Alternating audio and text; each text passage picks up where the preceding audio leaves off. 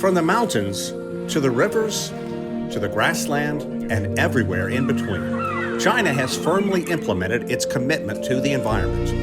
The approval of landmark legislation, adoption of a sweeping environmental code, a cornerstone, if you will, as the nation moves forward with modernization and at the same time showing man and nature can coexist.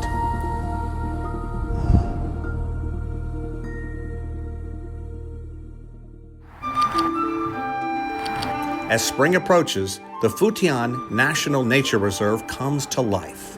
A day in the wild Zhang Xuan has been looking forward to for months.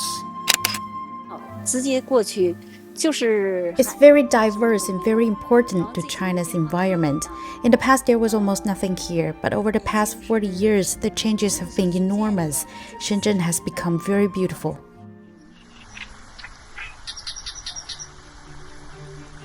Nestled in the shadow of one of the busiest cities on Earth, this time of year, 100,000 migratory birds call this lush mangrove home. But down here, a much different picture. It looks like just a collection of mud and some twisted trees. But this mangrove is actually critically important to China's environment. And the country has been working to not only preserve these, but also make sure that they grow for environmental reasons. They do so much. These trees, if you will, knock down a storm surge from a punishing typhoon. It's also home to an array of wildlife. But perhaps most importantly, mangroves are really a storage area for carbon dioxide, an area that grasps carbon dioxide and hangs on to it, and that fights greenhouse gases. Senior ranger at the reserve nimbly wades through the muck here frequently. It's his job to make sure the mangrove is healthy and thriving in the battle against climate change. 种子，它的这个石膏，我说你，有种子，你看，我看，扎下去，它就这样，扎到泥巴里面，看吧，这样，它就是从这里生长出来了，就是这样。 He's always on the lookout for disease or insect damage, keeping the mangrove safe for the city and its wildlife. Nature is extremely important to us.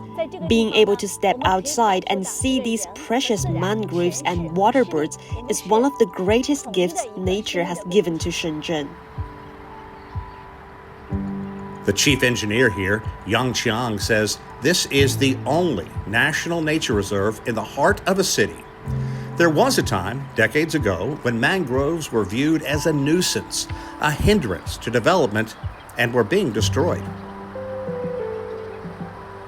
But today we realize mangroves must be protected. They provide clean air and oxygen and many ecological benefits. More importantly, they show us cities and nature can coexist harmoniously. Not far away, traffic motors in and out of Shenzhen. High above, pedestrians safely cross. But this structure isn't really designed for them. 90% of this bridge is constructed and maintained to allow animals to scurry through the thick vegetation from mountain to mountain. It's all carefully planned using some 80 local tree and other plant species. In fact, the entire ecological system was designed from the perspective of the animals. We tried to imagine how animals would move and behave and design the bridge from their point of view. To build this much-needed highway to cope with Shenzhen's economic growth, engineers had to literally carve a valley. Suddenly, one big mountain became two. Without the Kunpeng Trail No. 1 bridge, animals would be robbed of an important habitat. When the bridge was completed a couple of years ago, there were anxious weeks. Researchers wondered if animals, like the leopard cat, a threatened species, would embrace their new thoroughfare. Many people were curious about that question. Some citizens wondered whether animals would really use it. So we installed monitoring devices, little eyes you see here, to track animal activity. Then, 23 days after the opening, the camera spotted a leopard cat taking its first timid steps across the bridge. Success! And since then, literally hundreds of animals have moved from mountain to mountain, showing development in nature can live in harmony. For the first time ever, China now has an ecological and environmental code. It builds on an array of environmental policies already in effect, designed to enhance life for China's 1.4 billion people. One of the driving forces behind this legislation is veteran environmentalist Liu Zhongmei. China is still a developing country. We don't follow the old path of pollute first, clean up later. We must realize our goal of a beautiful China, where we can see blue skies and white clouds, green mountains and clear water, fish swimming in shallow waters, see the stars and directly experience the beauty of nature.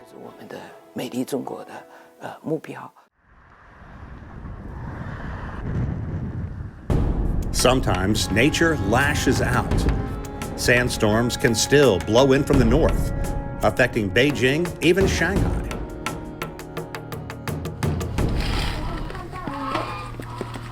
Yang Xuantao has been tending to her livestock and working the fields of Inner Mongolia her entire life. And she says she's often heard people blame this region for sandstorms across China. In the past, maybe, but not today, she says.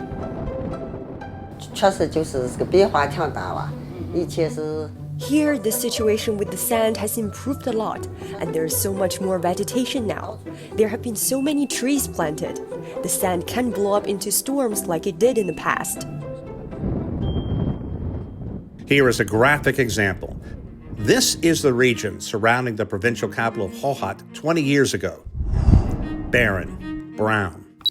This is the satellite image today. Healthy and green. Everywhere you look, trees, Mongolian pine, Chinese pine, apricot, a staggering 3 million in all. But it wasn't easy. The first thing you notice is how dry this sand is. Yeah. So Funding for the trees came from a charitable donation. The technical expertise came from biologists and engineers with the environmental organization, the Nature Conservancy. These circles are designed to address our biggest problem, the lack of water. So when there's natural rainfall in this arid climate, we try to keep as much of that water as possible around the roots of the tree to support its growth. We're standing in the middle of a healthy forest. But 20 years ago, this wasn't here. It was all sand. But the successful efforts of planting some 3 million trees here, well, you're now seeing the fruits of that labor. And it hasn't always been easy. This really represents the growing distance from year to year. Some years, very good. Some, not so great. The reason?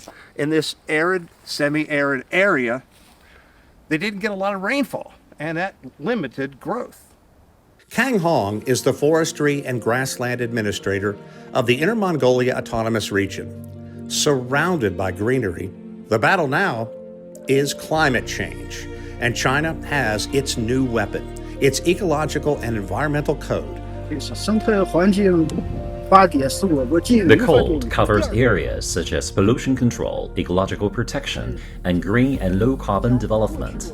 Once implemented, it will play a very positive role in protecting the environment, addressing climate change, and providing strong support for people's livelihoods.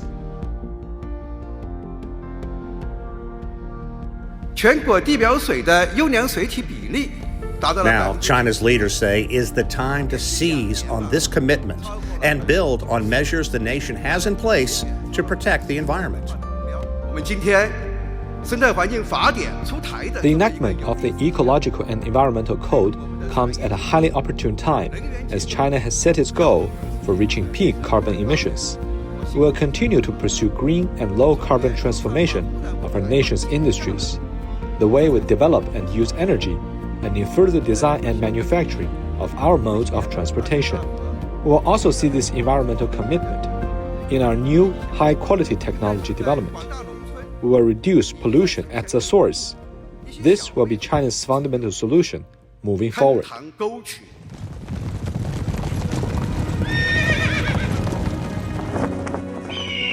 This measure elevates environmental protection as a top legislative priority in China. You can see the commitment throughout the vast nation, and you can see this promise turned into action as China finds new ways for its 1.4 billion people.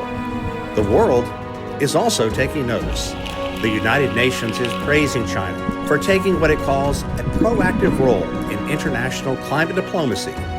The stage is set. China vows to keep its foot on the economic accelerator, but not at the expense of risking what it holds dear: clear water, blue skies, for the health and benefit of its people.